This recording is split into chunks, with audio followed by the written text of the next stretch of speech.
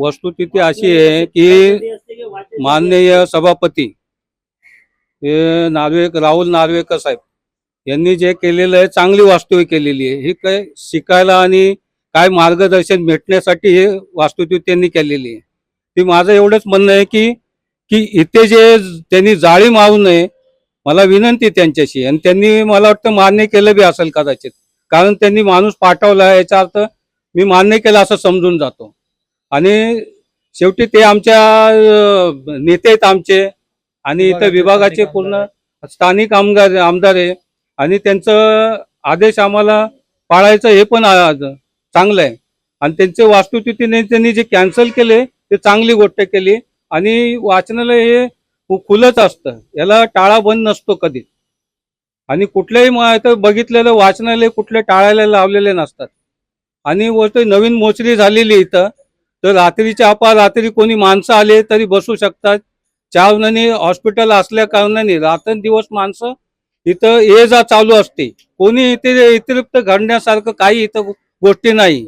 माझं म्हणणं एवढं आहे की त्यांनी वास्तुस्थिती जेवढी केलेली आहे चांगली गोष्ट आहे, पण त्यांनी अजून आम्ही याला कसं रंगरूप देता येईल आणि कसं अजून त्याला पुढे आम्हाला मुलांना जे व्यसन व्यक्ती जातात किंवा काय असं जातात त्याला आपण मार्गदर्शन करता येईल, ते इथून आपण मार्गदर्शनाखाली आपण त्याला थोडा उपक्रम बी राबवता येईल आपल्याला ह्या माध्यमातून। आनंद तुकाराम सुरवसे, सम्राट युवा क्रांती संघटना राष्ट्रीय अध्यक्ष।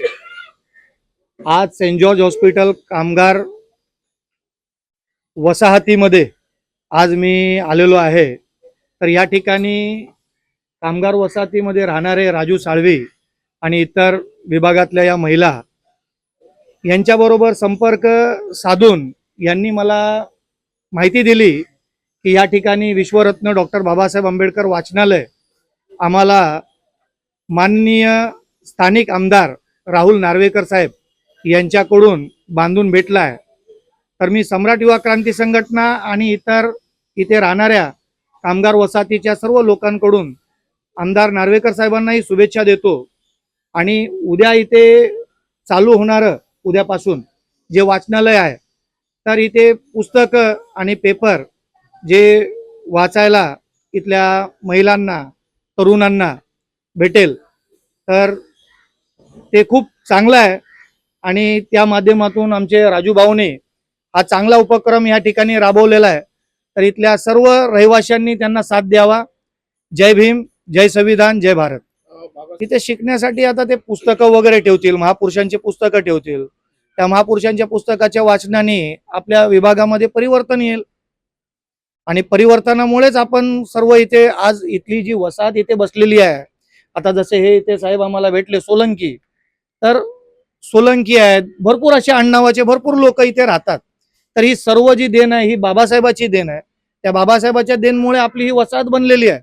तर बाबासाहेबांचे उपकार आपल्यावरती भरपूर आहेत, ते उपकार आपण विसरले नाही पाहिजे। त्या उपकारामुळे आज आपली वसाहत आणि आपण इथे टिकलेले आहे। चालेल, ओपन राहिलं तर काही प्रॉब्लेम नाही। हा, ते बरोबर आहे, पण सगळे येऊन बसून का वाचेल ते सगळं ठीक आहे ना। हा चालेल, चांगलं चांगलं केले। गेट नको राहू द्या, खुला राहू द्या, खुला राहू द्या।